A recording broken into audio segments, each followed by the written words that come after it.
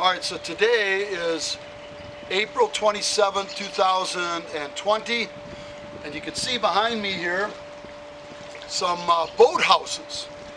Well, my parents originally had a house on what's known as 2nd Street in LaCrosse near the Mississippi. Of course, there was no 1st Street because that was the Mississippi.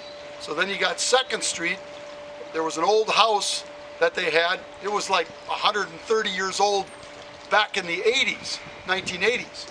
So that house is gone, but we used to have a boathouse on this little slough off of the Mississippi River. So I'm just filming here because it's just, it's some of my own personal history, and it's a really cool place. There's a little bridge. Used to drive across here, but now there's just a bicycle bridge and a park over here, Huska Park. But yeah, we used to come and jump off of the top of the boathouses and go swimming in the slough. But that's a little history of Ray Wigdow here in his hometown, LaCrosse, Wisconsin. But I want to share something about now shifting gears, talking about the geopolitical situation as it relates to North Korea, China. I haven't talked much about Kim Jong-un as in uncivilized, so I want to take a few minutes to talk about that. But I first want to talk about China, but I want to talk about it once again from a spiritual standpoint, and I got to go to the scriptures. So John chapter 10, and I really believe this is important. John chapter 10, I'm first going to read verse 9, then I'm going to read verse 10. Jesus says this. Jesus says, I am the door, verse 9. Who enters in through me will be saved, will live. He will come in and he will go out freely and will find pasture.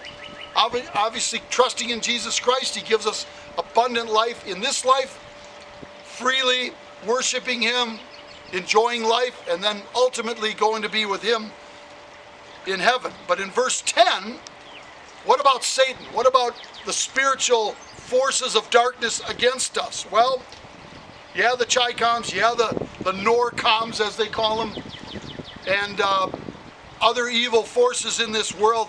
There's a spiritual power behind it, even without them knowing almost all of the time. But in verse 10 it says this, the thief comes only in order to steal and kill and destroy.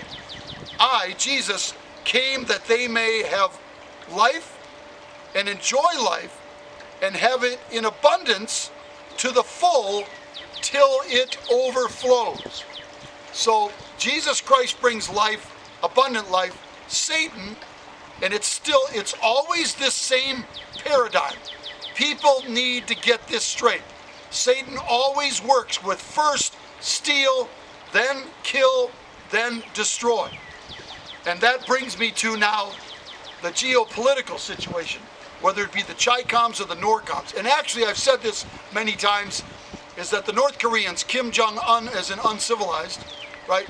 That would be the son of Kim Jong-il as in Kim Jong with the ill son, or Kim ill son, Kim with ill son. I mean, isn't it amazing? It's like, why is it they all have the name ill in it? Why are they all ill?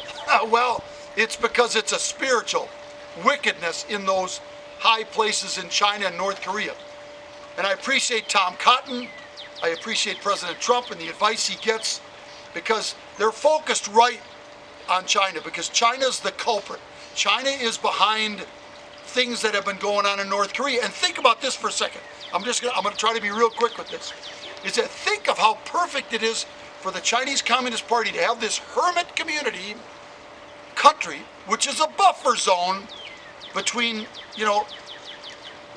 China and South Korea. Because remember, if South Korea united with North Korea, that would mean U.S. troops would be on the China border. So think about that for a second, right? Put on your Chinese Communist Party boots and start thinking like them. Well, I have the ability, it's almost twisted to even think this, to think like these Communist Party leaders. Yeah, so they want that buffer zone. They also don't want anybody knowing when they're doing dastardly deeds, especially when they want to do experiments with nuclear and chemical and biological. And North Korea, it's the perfect place. Keep it closed off, keep the people poor. You control the entire country by controlling one individual. Now here's the good news. I'll throw some good news in here real quick. Is that China's like, oh, come on. Kim Jong-un. You can't be incapacitated now. I mean, that's just screwing up our plans, North Korea. And of course, what's Ray's reaction? And I say this to my Chinese friends. Here's my reaction. When the Chinese see, it's like, oh, that's not supposed to happen. Here's my reaction to that. Ha, ha, ha, ha, ha, ha, ha, ha. China, right? Yeah, you stinking rotten communist Chinese leaders. You're not getting what you want, are you? Matter of fact, you're going to get a lot worse through this, I believe. So, having said that, as a joke, is that North Korea is completely controlled as a puppet state. And think of how good this is for the Chicoms, is that they just need to keep everything with one person. Put all their rotten eggs and their plans in one rotten egg's mind, Kim Jong-un. And that even includes, I don't even think the military personnel know that much. It all goes through Kim Jong-un, because he has an absolute stranglehold. Go do some searches of videos on the wickedness of North Korea. I don't have time to go through it. Absolutely horrible.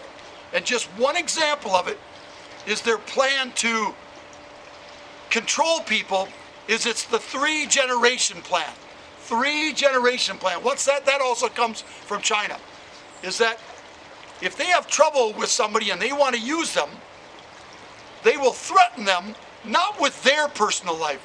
They'll threaten that they will wipe out and exterminate 3 generations of people, or torture them, or subject them to horrible cruelty, the 1st generation, 2nd generation. For instance, if I had my own children, that's my generation, their generation, and then my parents too, or in the case of grandparents. So they know how to make it hurt, or better said, they know how to control people with their wickedness.